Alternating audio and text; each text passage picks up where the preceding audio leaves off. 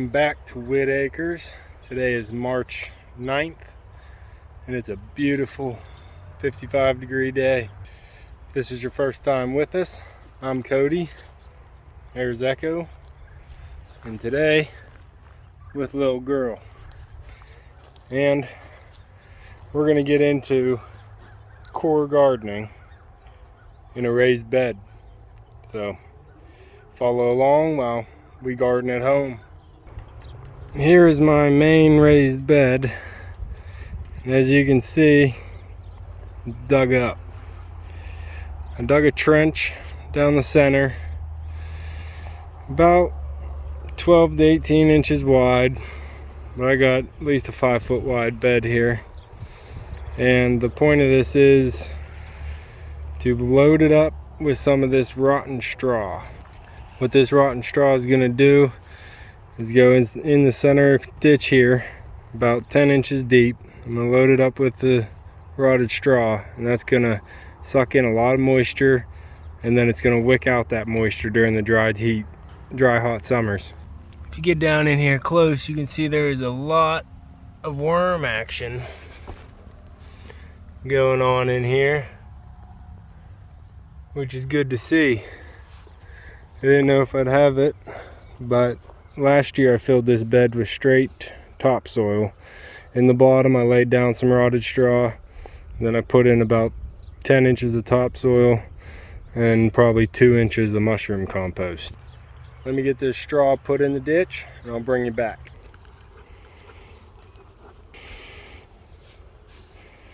Alright, now it's loaded up with straw. I'm going to track it down. I'm going to get that nice and packed in there. I want as much as this in the trench as I can fit. Might even add some more here. Yep, gonna add some more.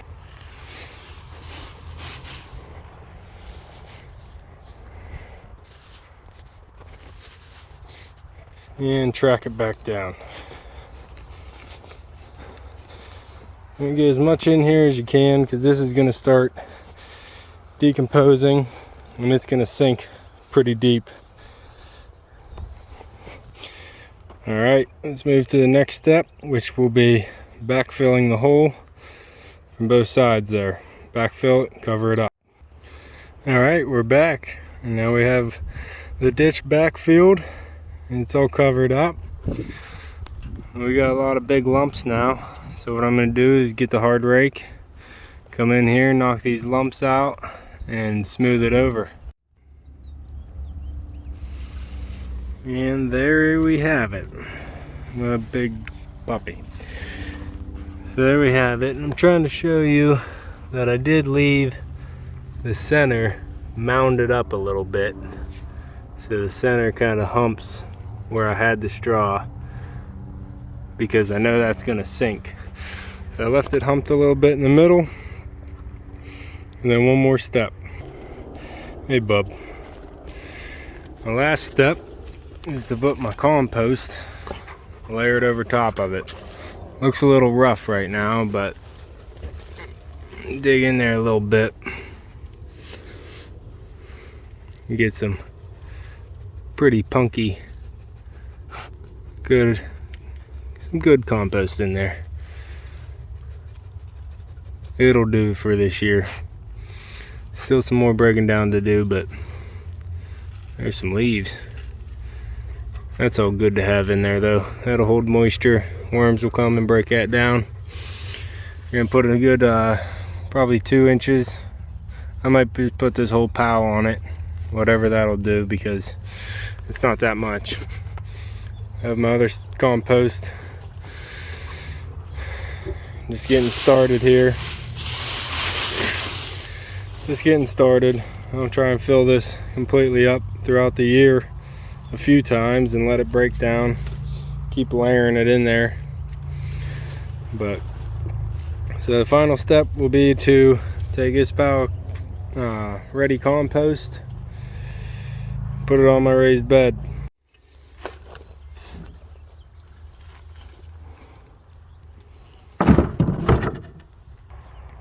Used it all.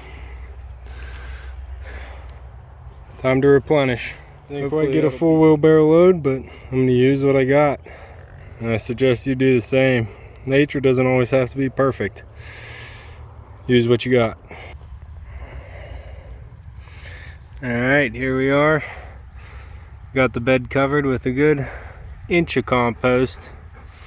Maybe a little more in places, but it's a little clumpy. Not 100% finished. I'm okay with that. Because it's what I got, so it's what I'm going to use. Ah, here, little girl. Little girl likes to steal everybody's pettings. If I start petting a dog, she comes in and takes all the pettings. What a littles. Anyway, that's the core gardening method. Not too complicated. I did this method on my strawberry bed. I have another video on that one. This one I wanted to go a little bit more in depth and show the process. Now, I'm not too concerned about these bigger pieces. They'll break down. I can bury that. It'll break down. It's not gonna get some plastic. Get some plastic out of there. Down in the pocket. But a lot of this will break down over the year. Keep feeding the soil. I'm not worried about that. If you're wondering how this will go ahead and subscribe down below, and we'll get to see this bed filled out this year. In my garden over here, my tomato wall. Let's fill that up. Bob, yeah, my watermelon patch. That's why I got this fence. Keeps all the dogs out. These dogs can cause some damage, as I can show you right here.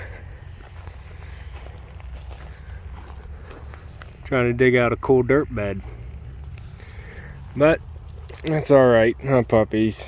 I like having them around. If you like seeing them in the videos, hit the like button down below, and hopefully you'll see them on the next one. Until then, I'm out. Before you go, there's one thing I wanted to show you. All right, hold on, I gotta wait for the siren. I wanted to show you this handy watering meter. The Fox Farm Grow Big bottle. What I do, shove my hand in here pretty deep, make a nice little hole, deep as I can get it, about as deep as the bottle. Put the bottle in there and backfill around it. A little more difficult with one hand, but I wanted to show you guys this simple trick. Go ahead and pack that in. Alright, so what this did is give you a ready, always ready water meter. Go ahead and twist that out. Have a look inside. Check your moisture level. It's the cheapest water meter you can get, and it's always accurate. Alright, that's my tip. See you on the next one.